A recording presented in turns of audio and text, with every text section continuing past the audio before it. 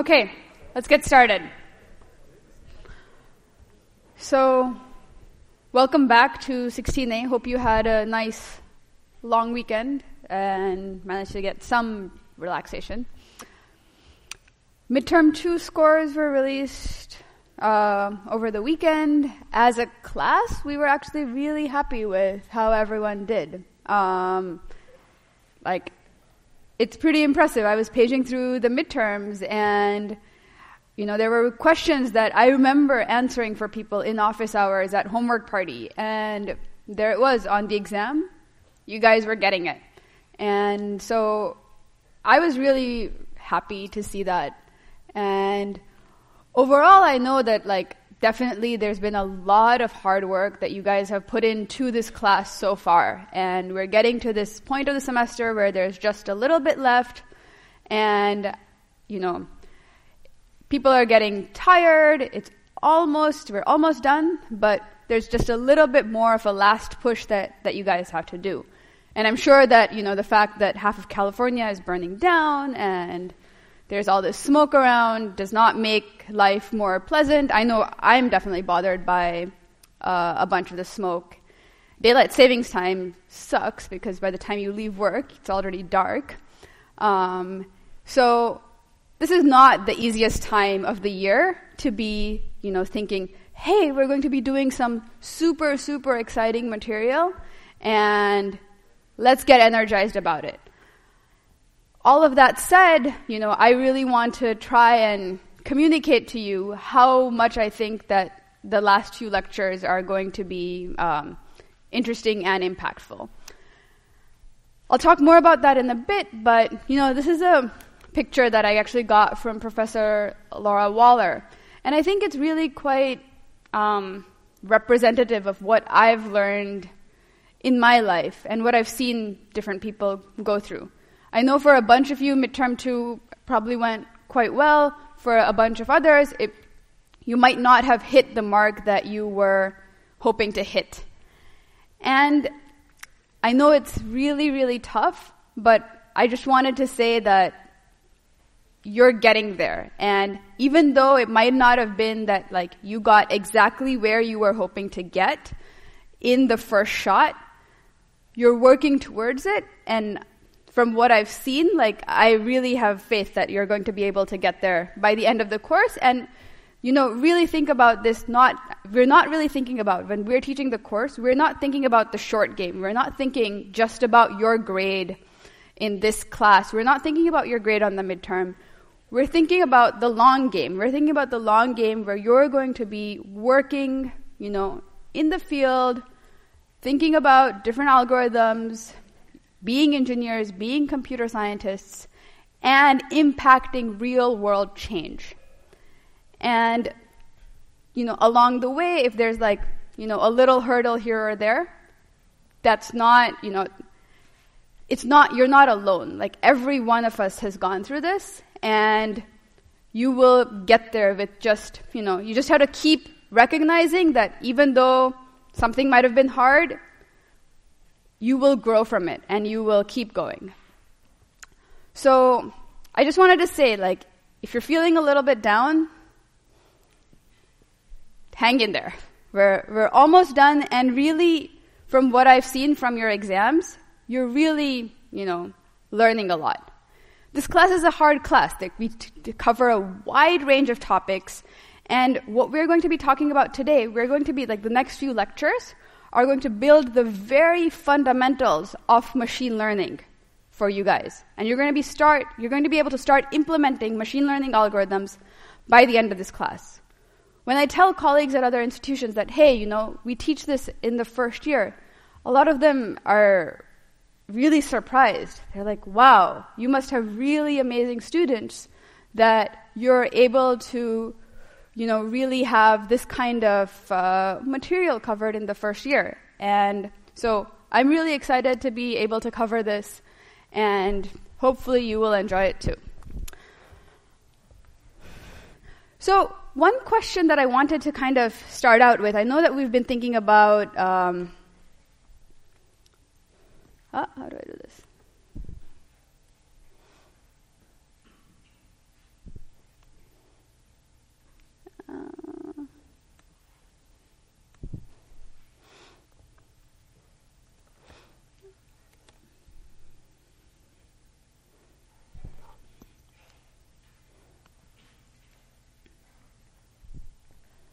Maybe?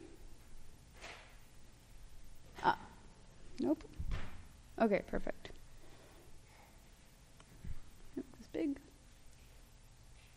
Okay, great. So I know that we've been thinking about this locationing example for the large majority of this module, but I thought about, thinking about a different motivating example for class today.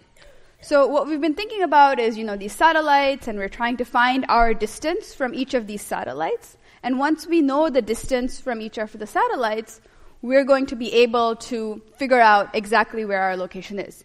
And at the end of lecture last time, we did the trilateration algorithm, which talked about, well, if I know what my D1, D2, and D3 from all of the 3 satellites is, then I can actually, figure out what my position is relative to all of these things.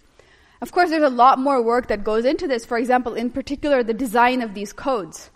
And you've seen some examples on your homework this week, right, of exactly how these codes operate.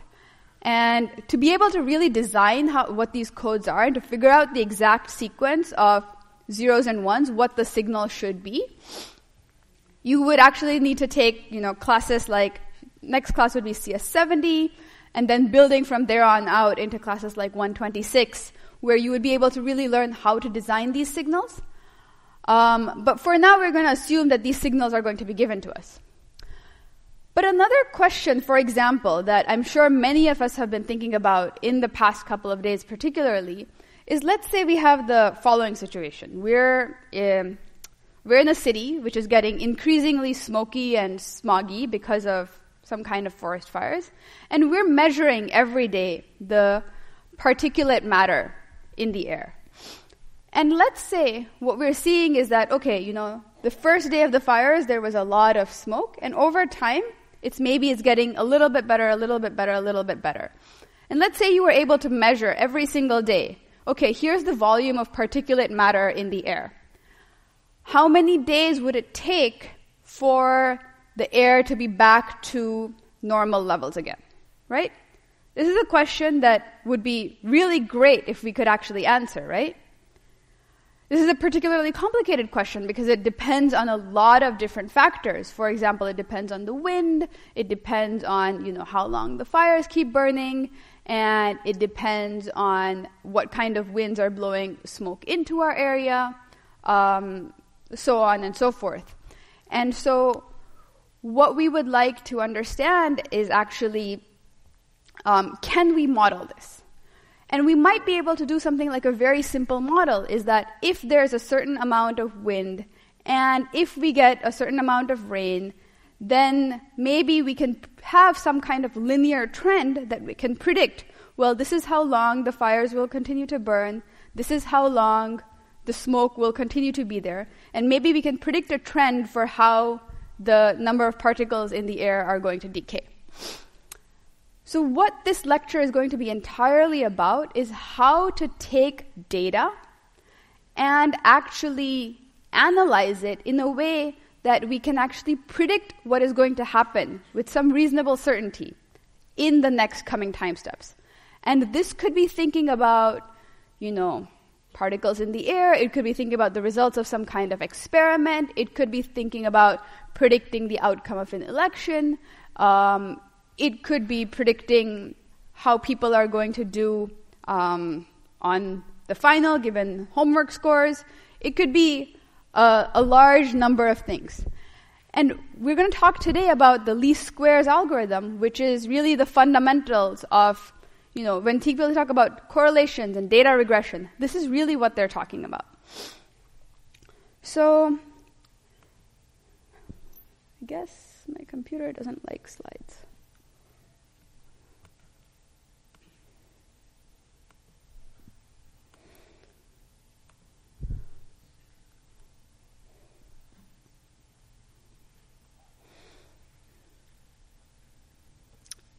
Okay, whatever. Doesn't matter. We'll just move on.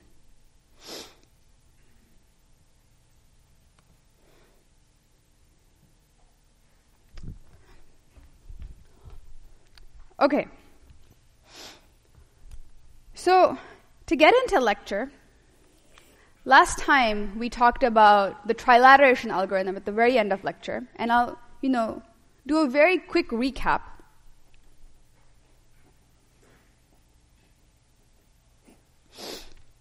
And remember, what we had these different satellites, and we had distances from the 3 different satellites, right?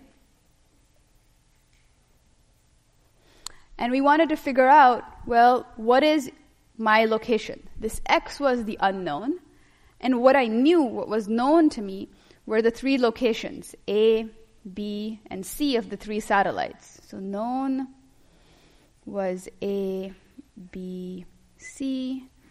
Unknown was X. And what we said was, well, what is D1? D1 is the length of the vector between where I am and where the first satellite is.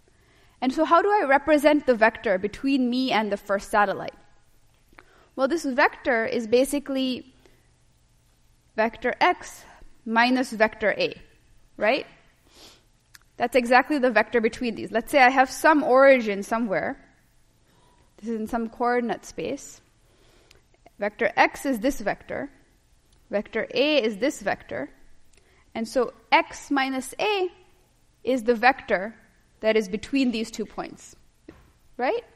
And we know the length of this vector, right? The length of this vector, which is just given by the norm, we measured this to be equal to D1, right? And we said, well, to make things easier, we're going to actually consider squares. And so instead of considering the length is equal to D1, I consider the square of the length is equal to D1 squared, right? I changed nothing about the actual information that is available to me. Okay? And I can write a second equation, for example, about the length to the second beacon, or second satellite. And then I had a third equation, right? Which is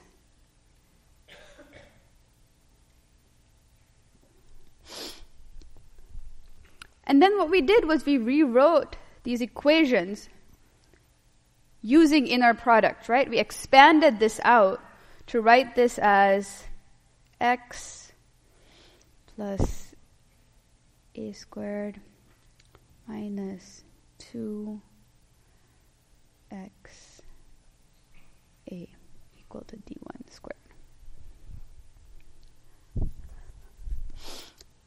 And so far, up until yesterday, or basically today's lecture, I've asked you many times, what algorithm should we use to be able to solve this problem? And every single time, you've given me exactly the right answer, because there has been only one answer, which has been Gaussian elimination. And so, again, here we haven't learned any new algorithms yet. We will learn the second algorithm of the class by the end of class today. But in the situation you have right now, where you have this setup and you have these multiple equations with the unknown x, what are you going to do to be able to figure out what x is, right? We have one algorithm, so we have to make it work with Gaussian elimination. But what is the problem? The problem is this term, right? We have this squared term with our unknown variable x, right? So is this a linear equation? Nope, not a linear equation. So what did we do to be able to make this nonlinear equation, to be able to transform this nonlinear equation into a linear equation and therefore actually be able to use Gaussian elimination?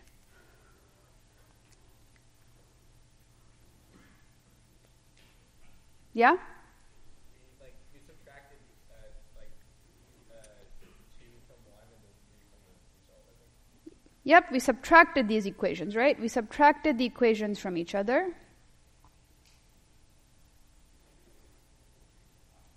So when you subtract these equations from each other, what do you get? These guys cancel, right? And so you get basically, if I take 2 minus 1, this gives me b squared minus a squared plus 2 times xb minus xa is equal to d2 squared minus d1 squared, right? And so what is this equation now? Is this equation linear? Are there any quadratic terms here? What would happen if I took equation 3 minus equation 1?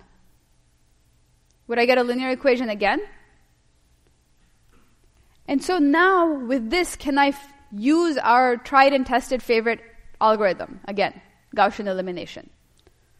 Right? So I'm not going to write this equation out. You'll get a similar equation. And then if we wanted to rewrite this in matrix format, we could write this as 2 times B transpose minus, B, let's say B minus A whole transpose C minus A whole transpose times vector X is equal to, let's say, d2 squared minus d1 squared.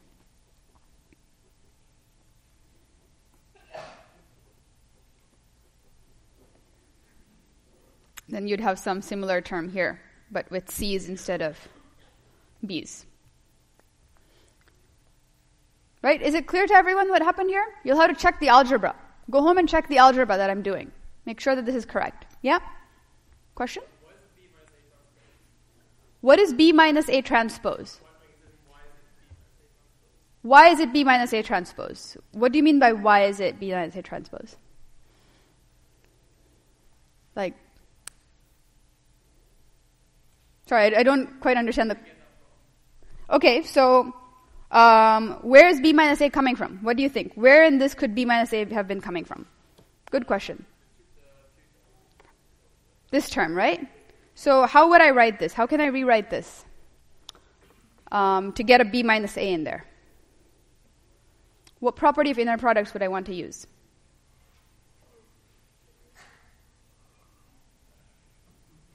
What are the properties of inner products that you know?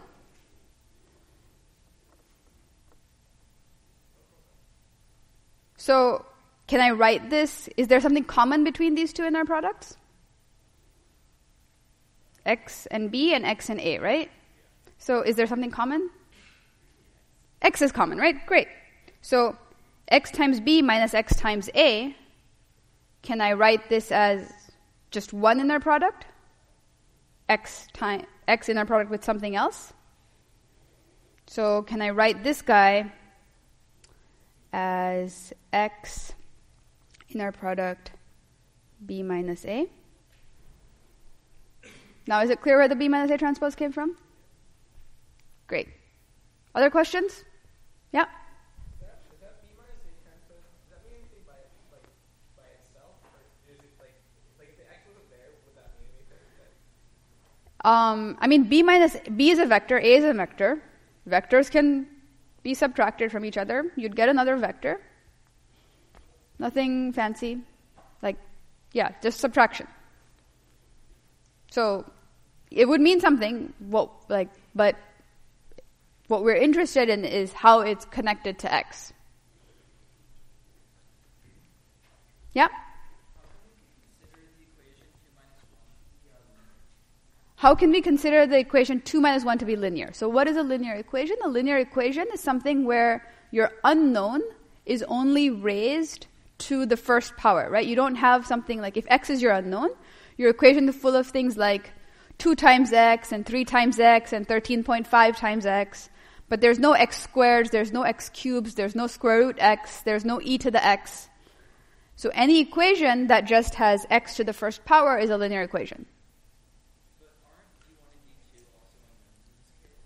D1 and D2 we are measuring, right? Our only unknown is X. D1, D2 we got. How did we get them? We got them by measuring the delay between our signals, right? D1 and D2 are knowns. Yep. Shouldn't the combined equation say minus 2 instead of plus 2? I don't think so.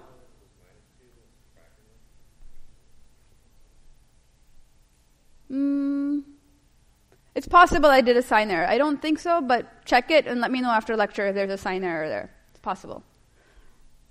So we've already been using this notation for a while, but I'm curious as to why we use a vector-like notation for an inner product given that it produces a scalar.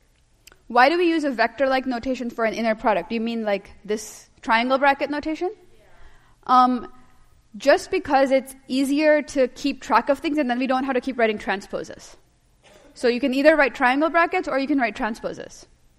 Both are just fine.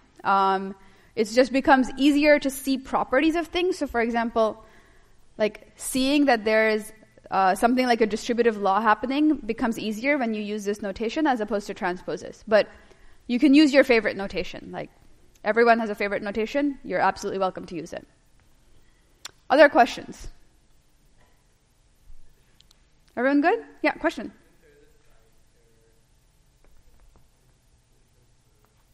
Is there a sign error?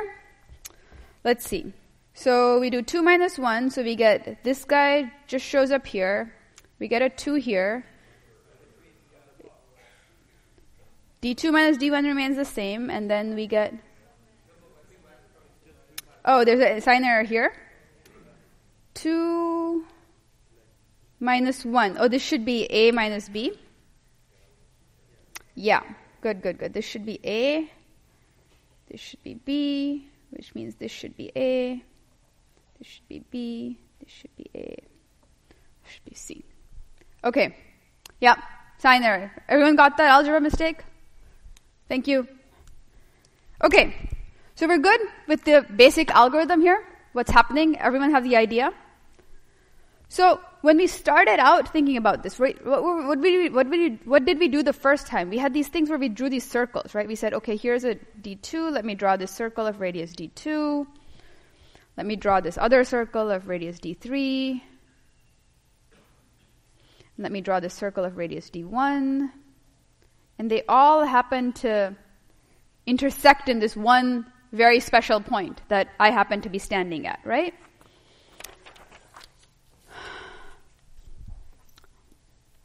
But now, what if these things didn't actually, intersect so nicely? Or what if, somehow there was some error in my measurement? So, when I was while my cell phone was busy talking to the satellite, I got a phone call, and there was some kind of interference that messed up the actual measurement of the signal. Or actually, for those of you, sometimes you've seen, right? Like when you open up your phone and you open up your Maps application, there's a dot there, but sometimes there's this circle around it, right? There's a fuzzy circle, and if you're underground or something, that might get really big.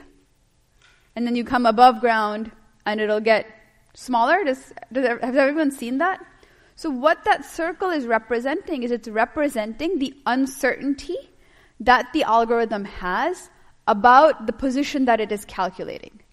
And this uncertainty comes from the fact that, sometimes there's some kind of error in your measurement. There might be some noise that creeps in. There might be some interference.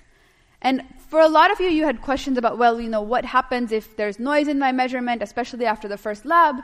And we all said, wait till module 3. So today is the day that we're actually going to deal with noise. So for example, what would happen if the situation you had was the following? I have my 3 beacons, and I got distances D1, and let's say D2, and D3. Maybe let me adjust my beacon by my circle. Yeah, circle drawing is not my strength. But let's say we had these D1, D2, D3.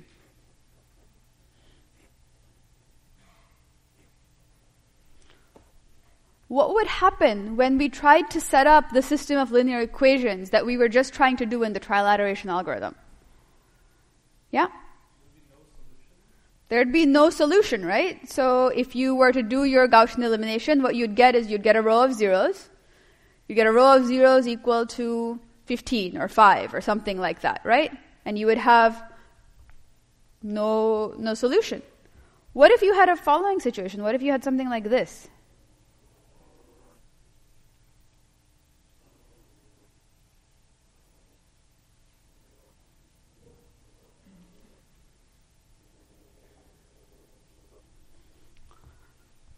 What if your circles looked something like this?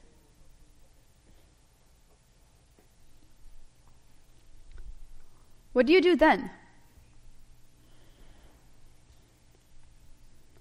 Like, something clearly went wrong, right? It's like, well, I'm distance d1 from this satellite and distance d2 from this satellite. Oh, maybe you're here. But I'm distance d3 from this satellite. Doesn't quite work out. What if, well, maybe I'm here. This is d1, this is d2. But then this satellite says I'm distance d3 away, and this is definitely a distance that's smaller than d3. So, well, maybe this satellite got the measurement wrong, right? That might be possible, but how do I know if it was this satellite that had the noise or if it was this satellite that had the noise? Right? If I throw out one of the measurements, I get these 2 points, but how do I know which one to throw out? Right? If I give you a set of measurements and I tell you, well, actually, the 13th measurement is noisy, what are you going to do? You're going to say, well, you might as well not have given me that, right? I'm not going to use it. But what if I tell you that here's some measurements, some of them are noisy, some of them are not noisy, maybe all of them are a little noisy. What are you going to do? And that's the agenda for figuring out for the rest of the lecture today. But before we really get into that, I want you to have some time on your own to think about what might you do in this situation. So take a minute, think on your own, talk to your friends, brainstorm. Like maybe you'll come up with the algorithm we're going to use today. Maybe you'll come up with something else. Maybe you'll come up with a better algorithm. But just, I want you to have some time to just think on your own. So take a minute. Talk, chat, think. What would you do in this situation?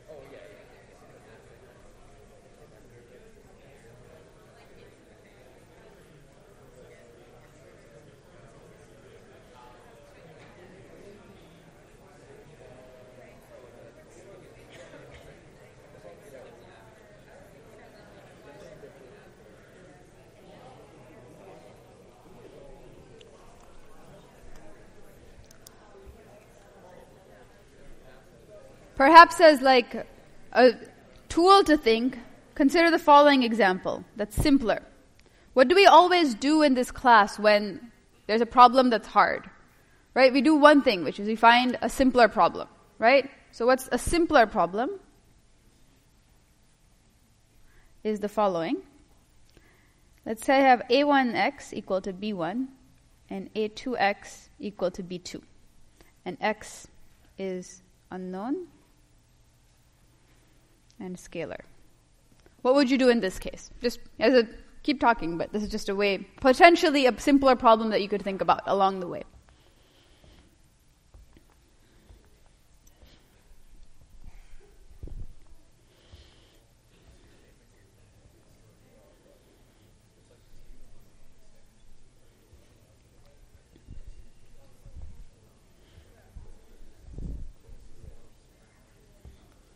How many people think they have some idea of what they might want to do? Or anyone have an idea they want to share? Yeah?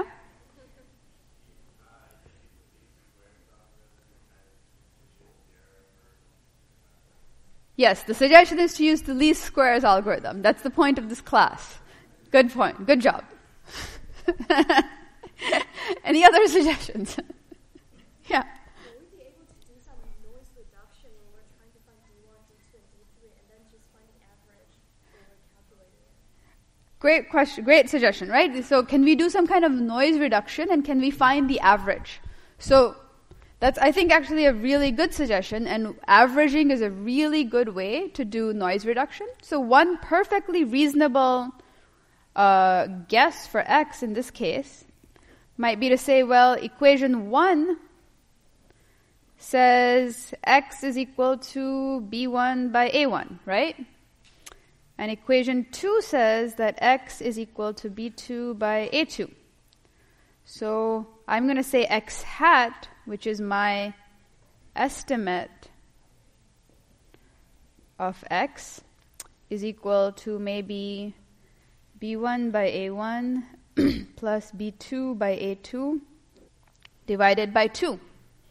You know, maybe this is a better solution than, somehow you're not throwing out either data point, but you're combining them in an intelligent way that actually would be better. And actually, yes, this is a better solution than choosing just one of these equations to go forward. So, good job. This is like a great suggestion. Other ideas? Yeah?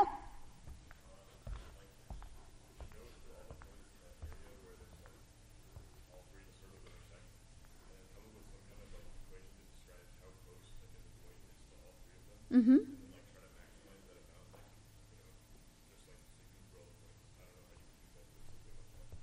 So the idea, if I understand correctly, is to focus on this little, in the case where you have this overlap, to focus on this region and to somehow say, well, if there's maybe I can allow a certain amount of error in this measurement, certain amount of error in this measurement, certain amount of error in this measurement, see what I get out. If I tweak it a little bit, maybe I can allow different amounts of measurement in each of the different amounts of error in each of the different measurements, and somehow iteratively do this to try and figure out where the right point is, or what a good estimate might be. Is that a good summary of what your idea was? Yeah, and that's actually quite a good summary, quite an interesting idea as well. We will not be using exactly that idea, but something very, very similar. There's different ways you can also think about modeling the noise. I think something that seemed to be hinted in both of your suggestions was maybe different measurements have different noise, and we can somehow understand this. So maybe if your measurement is really large, that might be an indicator that certain measurements are actually noisier than others. So you might be able to guess or infer based on the actual data if some measurements are noisier than others. So this is another way that you can go about it. But what we're actually going to try and do is fundamentally, we're going to try and figure out a way to minimize the error in our measurements. So let's start doing this again in our very simple example.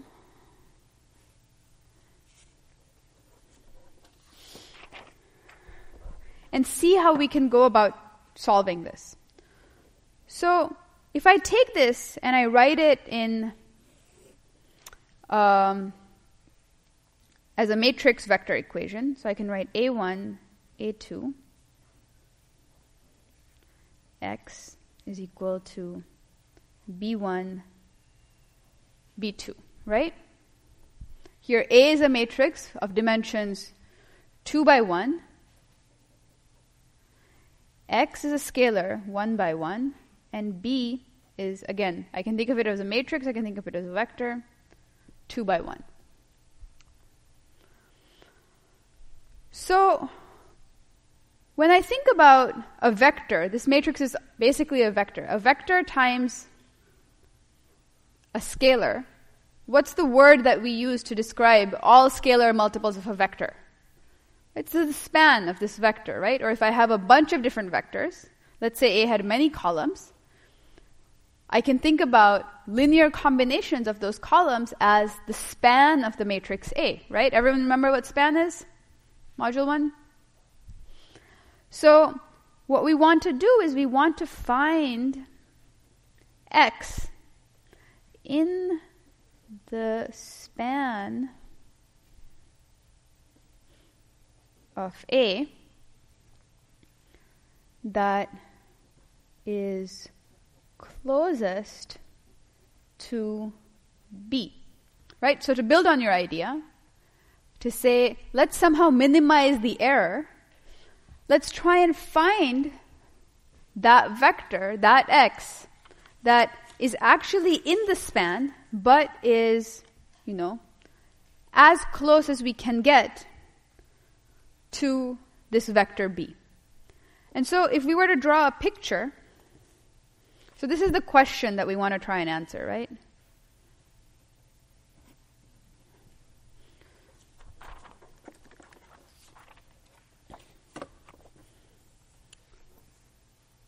So let's draw a picture of this. And if we drew a picture of this, we know that we have this vector A, and we have this vector B. And we want to find some vector along A that is the closest point to this vector B. And we talked about some related ideas last lecture, and based on just your intuition, right? What do you think the answer is? Like if I wanted to find, for example, let's say I'm looking at this plane, the plane of the floor, and I want to find the closest point to my fingertip on the floor, anywhere in the plane of the floor. Where would you search? Would you try to find that point? No, right? You would try to go boop, right down, right? You would drop a perpendicular. And we just learned about orthogonality last class, which is basically the same idea as being perpendicular. And so we're going to explore this idea in much more detail today. So what I want to do is let me now try and rewrite this. So I want to find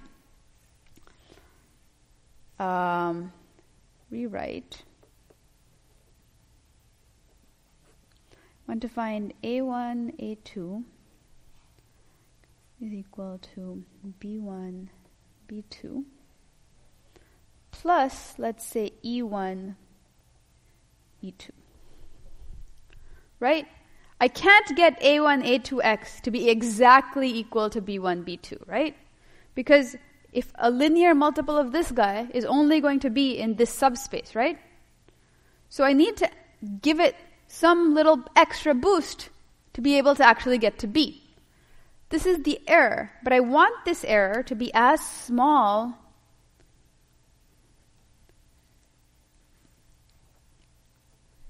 as possible.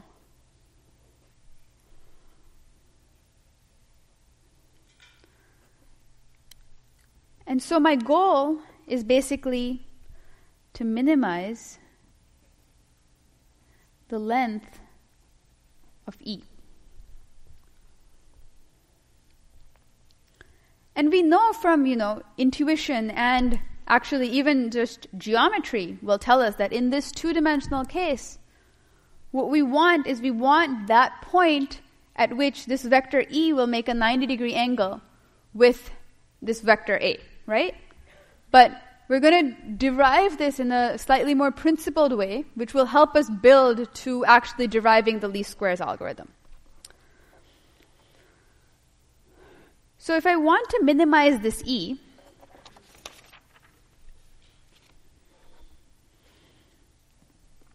this minimizing E, again, we're going to, whenever we want to minimize the length of things, what have we been doing so far? Minimizing, we don't like dealing with these square roots, right? Because the norm of E is E1 squared plus E2 squared square root of that. And that's quite annoying to deal with. So we always think about minimizing the square of something, right? If I minimize the square of something, that's the same as just minimizing the thing itself. So this is equal to just E1 squared plus E2 squared. But now, can I write E1 and E2? Are E1 and E2 known to me? E1 and E2 are unknown here, right?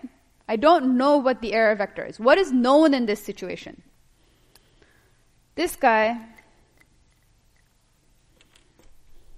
is known. This guy is known. And these two guys, these are unknown. Right? So somehow here we have a situation where we actually have 3 unknowns and 2 equations. So how many ways can I find an x, an E1, and an E2 that satisfy this particular equation? How many solutions are there for x, E1, E2? There's an infinite number of solutions, right? I can choose any error vector. I can make this work in multiple ways because I have fewer equations than I have unknowns. But how do we figure out which of these is kind of the best solution, the one that minimizes our error? That's what we're trying to actually look for here. And so what we're going to try and do is we're going to try and figure out what is the way that we can satisfy this in the best possible way, in the sense of having the minimum error. And so when I look at this equation, what is E1 in terms of A1 and B1 and X in terms of what we know? I can write E1 equal to A1X minus B1, right? And E2 is A2X minus B2, right? And now, if I want to minimize this with respect to x, what is the thing we do when we want to minimize things, right? We take derivatives and set to 0. So, to find argument, this is a word that maybe you have seen, maybe you haven't. Argument x. X is called the argument in this case, because we're trying to minimize this function with respect to x, such that norm of e squared is minimized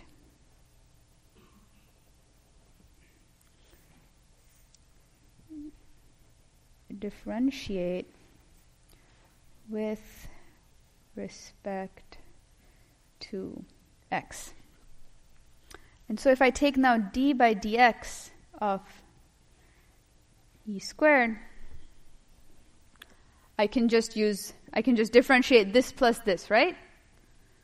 And so chain rule tells me that the derivative of this is 2 times a1 times a1x minus b1 plus 2 times a2 times a2x minus b2. Reminder, chain rule. If you don't remember what the chain rule is, you need to go look that up.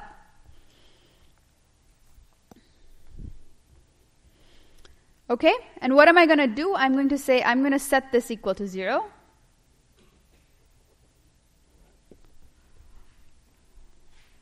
And I'm going to solve for x. So I'm going to get 0 equal to a1 squared plus a2 squared times x plus a1 b1 minus a1 b1 minus a2 b2. Therefore, what is x equal to?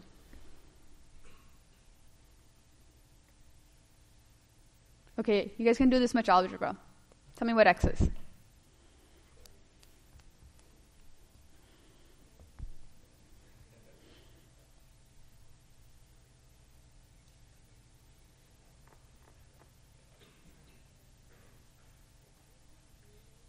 Yeah?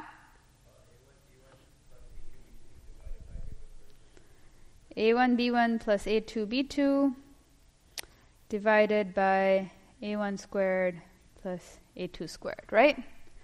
And this is very similar to something we saw last time, right?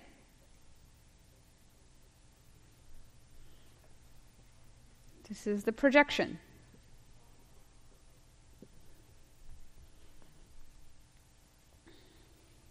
So what you've just done in this two-dimensional case is you've proved, therefore, projection of B onto A is the vector with minimum error, or basically the shortest length, the shortest distance that you have to travel to get to this vector is given by this projection. So we calculated the projection in a different context. Did we talk about minimizing the length when we calculated the projection last time? We didn't. We were just looking for how do you find the point that is perpendicular. But here what you're showing is that if you look for something that's perpendicular, you're going to actually find the point that is also the closest. Okay? What we want to do now is actually try and generalize this. And generalize this to not just this two-dimensional case, but actually a more general case with any number of dimensions. So now we're going to think about a theorem and say, can we say something more generally, right? We said something for 2 dimensions. We did this very, very simple example, right? We chose the simplest possible example. Why did we start working with this problem? Because we wanted to solve this problem. We said, let's take a simple problem and let's solve that first, right? Don't forget where we're coming from. And now we're saying, okay, we understand this simple problem with just 2 equations and 1 unknown. What can we say about many more equations? And so now let's say, let B be a vector and let W, be a subspace. Let B hat be a vector such that this error E, which is just B minus B hat, is orthogonal to W.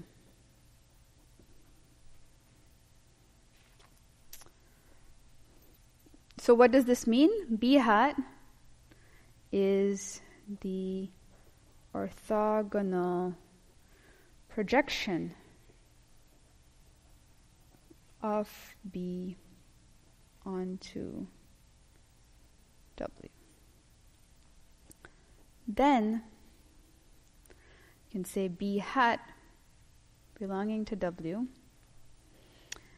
is the vector that is closest to B in W.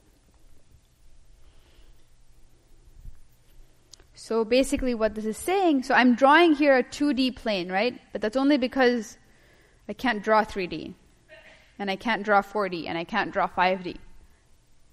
But really think of this plane as being W. This is representative of any subspace. Let's say this is my vector B. And what this is saying is if I find the orthogonal projection, so I have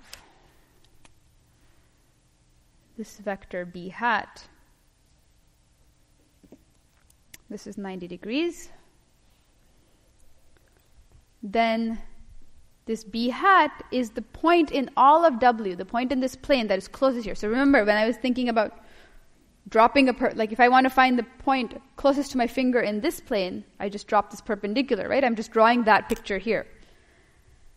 Compared to any point from going here to there, this point is closer. That's what I'm trying to prove.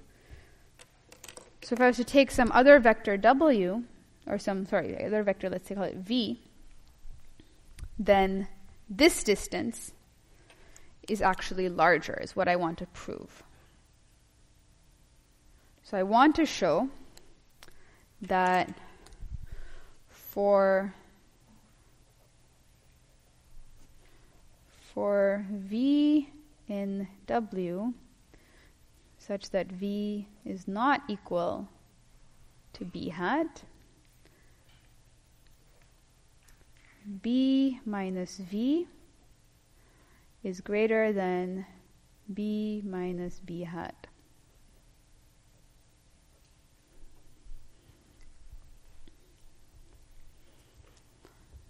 And again, I'm going to think about squares, because thinking about the square of the distance is the same as thinking about the distance.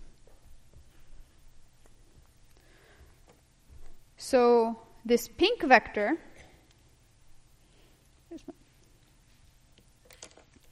is basically B minus B hat. And this red vector that is dotted, this is basically B minus V. So pictorially, this is kind of obvious, right? It's like the triangle inequality. Why would you go there and there instead of just going straight? It's kind of what this is representing.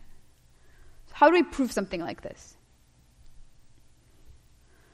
So to prove something like this, what we would do is we would say, let's take this B minus V, right? I have this guy, B minus V, and I want to connect it somehow to B minus B hat. So what I'm going to do is I'm going to write this B minus V. I'm just going to insert a B hat. It has no business being there, but I want to make this connection. I want to connect this term to this term. So I'm going to write this with this B hat in the middle. Everyone with me here? Right? I did nothing but added and subtracted it. So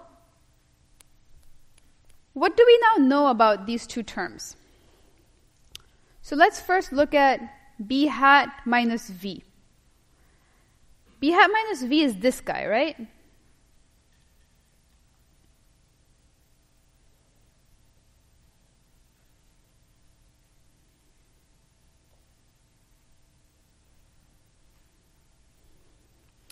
B hat minus V. B hat is in W. V is in W. So all linear combinations of B hat and V must be in W, because W is a subspace. So this guy belongs to W, right? So we know that this is a vector, B hat minus V, is a vector that belongs to W, right? It lies in this plane. What about B minus B hat? B minus B hat. Does that belong to W? What do we know about B minus B hat compared to W? It's orthogonal to W, right? So that means it's orthogonal to every single vector in W, right? In particular, so we can write orthogonal as this. It's orthogonal to W. So that means that B minus B hat is orthogonal to B hat minus V. So what that means is that this B hat minus V, which is this black vector, and this pink vector are perpendicular. They're orthogonal to each other. So if I take the triangle that's formed by the black, the pink, and the red lines, that's a right-angled triangle. When you have a right-angled triangle, what can you say about the sides, the lengths of the sides? What's the theorem that you know about the sums of the sides of the right-angled triangle? Pythagoras' theorem, right? Pythagoras tells us that, so this is B minus V. Sorry, this is B hat minus V squared. B hat minus V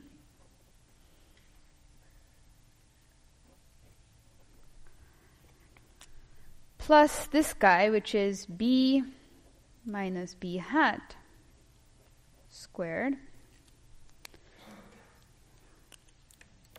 is equal to this red guy. And what is this red guy? This is b minus v, right?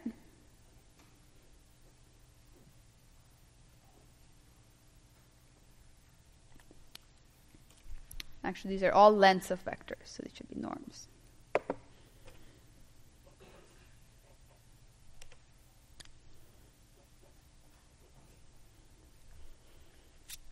And what did we want to prove? Remember, we wanted to show that this guy, b minus v, is bigger than b minus b hat.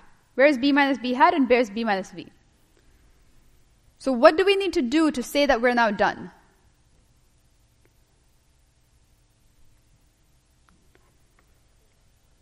What do we know about this quantity, the quantity in black? It's always greater than 0, right? Because b hat is not equal to v by our assumption. So this guy is always non-zero, which means what? That this plus something non-zero equal to this, right? Red is pink plus something non-zero, which means that the red quantity must be strictly larger than the pink quantity. Right? Do you see how this establishes our proof?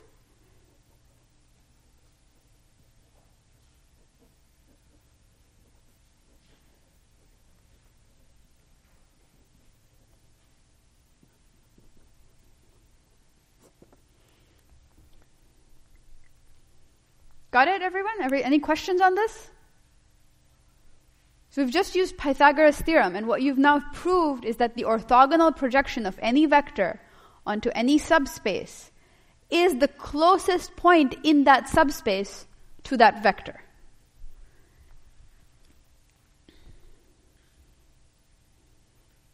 We good here?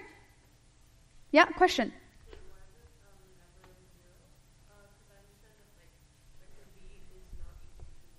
Why is b minus v never 0? Where is b hat minus v never 0? Because if I want the length of a vector, if I want b hat minus v to be equal to 0, that would require b hat to be equal to v, right? And I know b hat is not equal to v. Does that make sense? Other questions? I tried to go through this in a way that will show you how you might be able to come up with a proof. Right? You can just write this down in one line, but really, what I want you to see here is the important point as well. Where did we come up with this idea of, thinking about these two vectors? We said we want to relate these two quantities. So let's insert a b hat into this b minus v quantity, right? This is to start preparing you for classes like CS70, where you're going to have to start thinking systematically about things. If you want to connect two things, see if you can algebraically manipulate them to actually bring things together.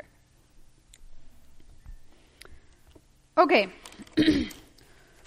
So finally, we can now get to the most interesting part of the lecture,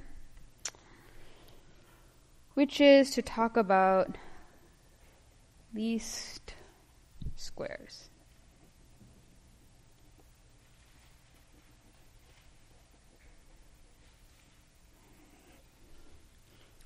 And the least squares algorithm is very, very intimately connected with basically projections and everything we just talked about.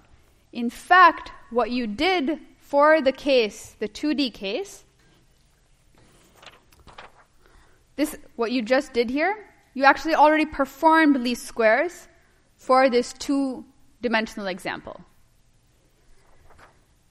And actually, what we did here is also almost exactly what the key idea behind least squares is.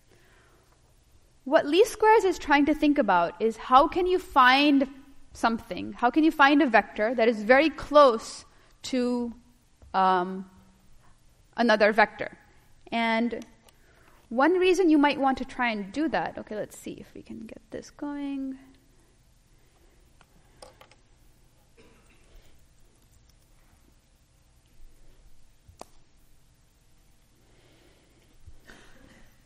So here, where did that go?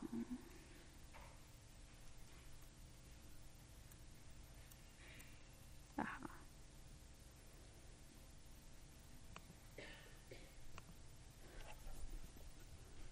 Does this work?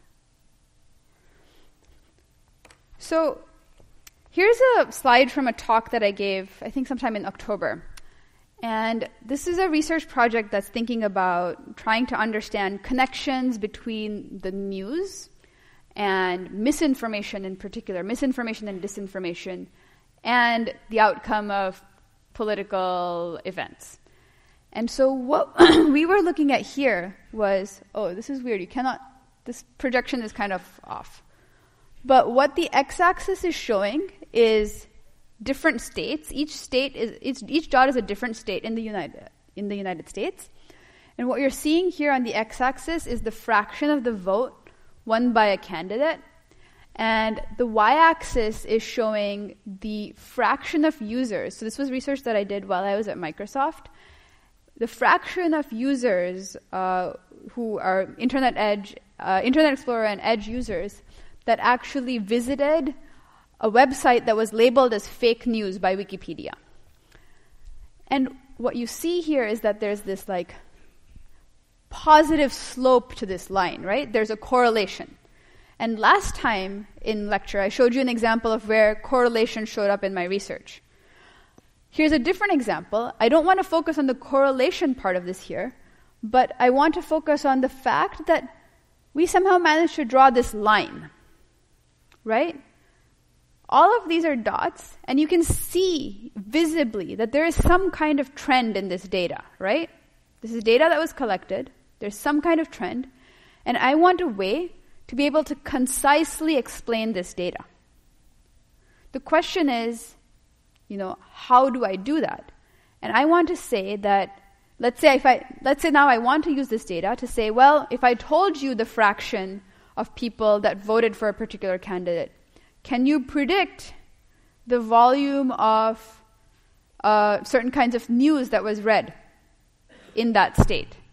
Or vice versa, if I tell you the fraction of, or the volume of certain kinds of news that's read, can you predict the fraction of the vote that will be won? And if you wanted to do this, let's say I removed one of the dots from here and you wanted to come up with a prediction. One really good way of coming up with a prediction would be to try and fit a line, right? Which is like one of the common things that people do in any kinds of learning algorithms is to try and fit a curve, fit a line that can then be used for prediction. So that's exactly what's being done here. And the least squares algorithm is actually exactly what was used to generate this black line that's talking about the trend here. And what are we saying here? We are saying, let's say, assume that there is an underlying truth that actually predicts the relationship between these two variables. But somehow you've got a bunch of noisy measurements, right? In the ideal world, what you would have is maybe all of these points were exactly along a line. But you happen to measure them in some kind of noisy way. Can you recover the underlying true model? That's the question here. And what you're seeing is like, well, there's all of these different errors. So what is the equation of a line? The equation of a line is something like AX equals B, right?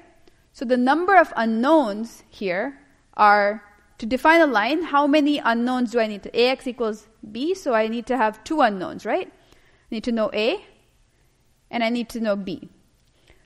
Every dot on this plot is an equation, right? So if I have, how many equations do I have here? Yeah, right? The number of states. So now I have more equations than I have unknowns. How can I figure out the best estimate of my unknowns? That's exactly what the least squares algorithm that I'm going to talk about now is going to to really figure out. I don't really want to get into like any kind of politics or the details of this research here, but I just wanted to share this as an example again of where something like the least squares algorithm or ideas from correlation will actually show up when you're, doing real work once you graduate. So with that, let me move here. And really for least squares, what we're thinking about is, just a generalization of that setup is I have some kind of tall matrix. Let's say A11, A12, all the way up to A1n, AM1, all the way up to AMN, times X1, Xn. And this is somehow approximately equal to my data.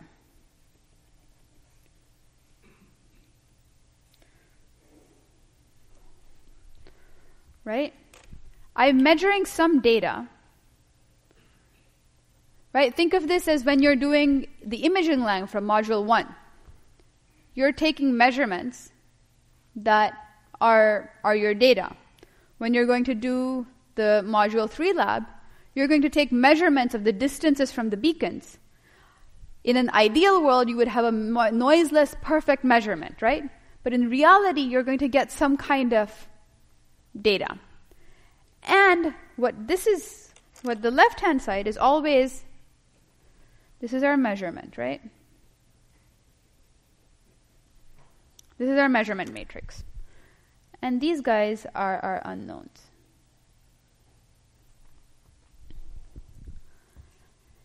And I can write this measurement matrix A, not just like this, but I can write it as its column vectors, right? I can write A1, A2, AN.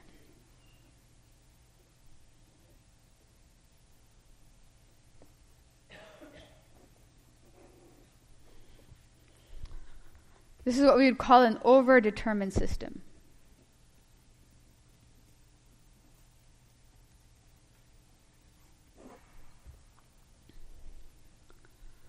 So we have two cases here, right?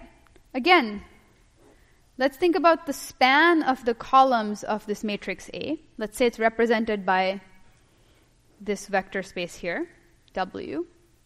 If B, this vector B, belonged to this span, everything would be good, right? If B was a vector that lie somewhere in this plane, if this was B,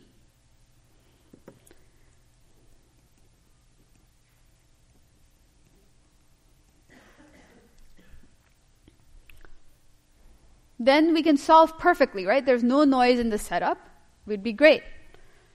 We can find some kind of linear combination of these columns that gives us B. But what if B is actually something that is not in the span? What if B doesn't actually lie here? What is B like pointing out of this plane? The interesting case is when B does not belong to the span. And now what we want to try and do is we have some vector B.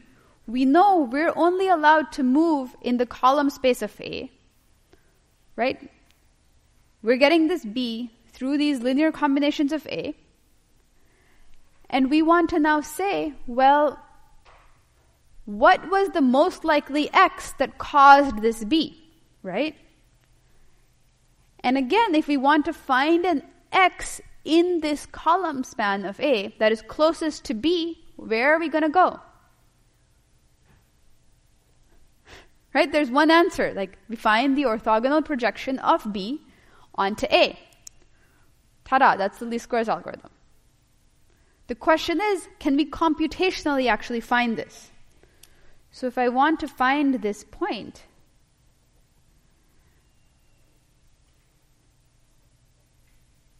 this B hat, how do I find it?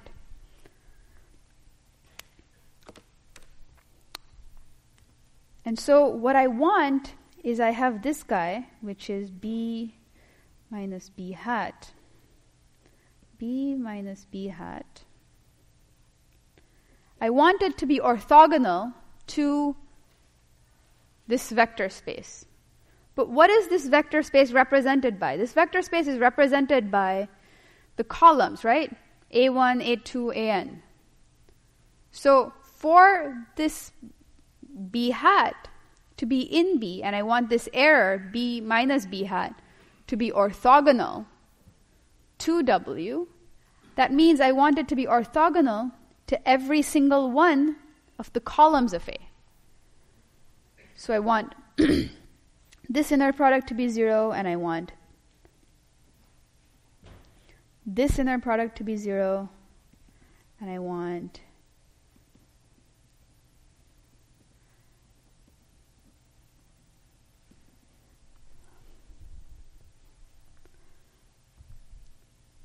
right? Because W is basically defined by the linear combinations of A1 to AN. So that means that any vector in W can be represented by the linear combinations of A1 to AN.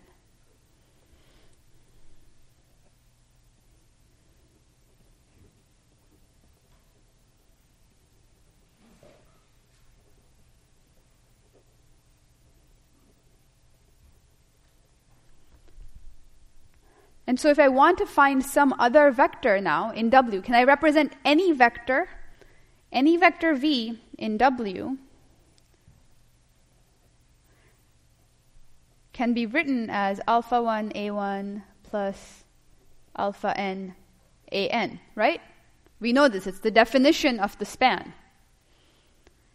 And so if I know that this vector, if I call B hat minus B equal to some vector, let's say E, our error vector, if we know that this vector is orthogonal to every single one of A1, A2, AN, then it must also be orthogonal to any linear combination.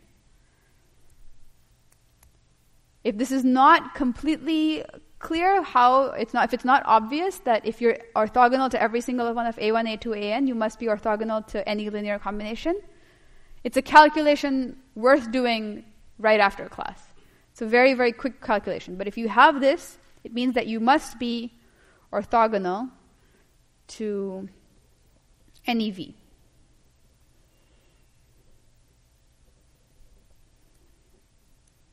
Orthogonal.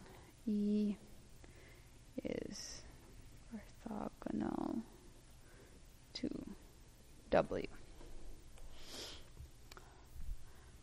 But now, I want to try and manipulate this in a way that I can actually figure out what this point is, right? My interest, remember, whether I'm, thinking about data points from the election, whether I'm thinking about measurements from projector, whether I'm thinking about GPS, I'm interested in getting an estimate of X. I'm interested in finding this X hat or X, right?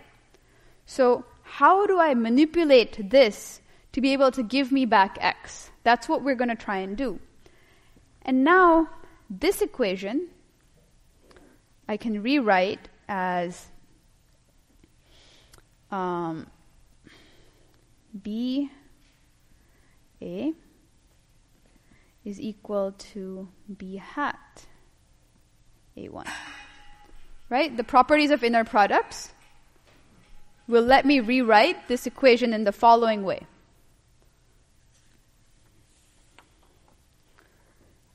And remember, what is just this inner product? This is just saying that A1 transpose B is equal to A1 transpose B hat.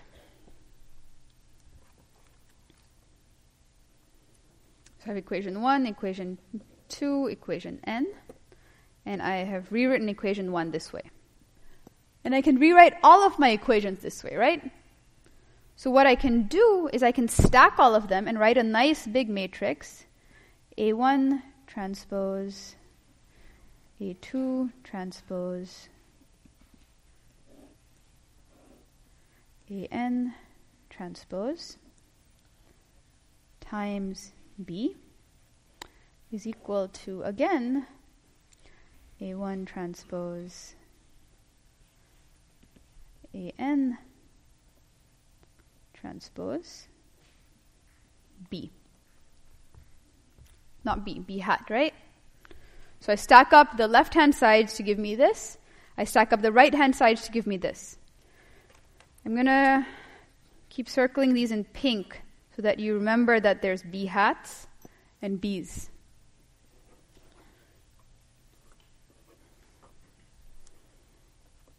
B hats and B's are different, right? Please don't confuse them. But what is this matrix? This matrix, how is this matrix related to our A matrix? It's just the transpose, right? This is just A transpose. So I have A transpose B is equal to A transpose B hat. Right? So now what is this B hat? This B hat is this guy. This B hat is in the span of A, right? B hat is the guy that's in the plane.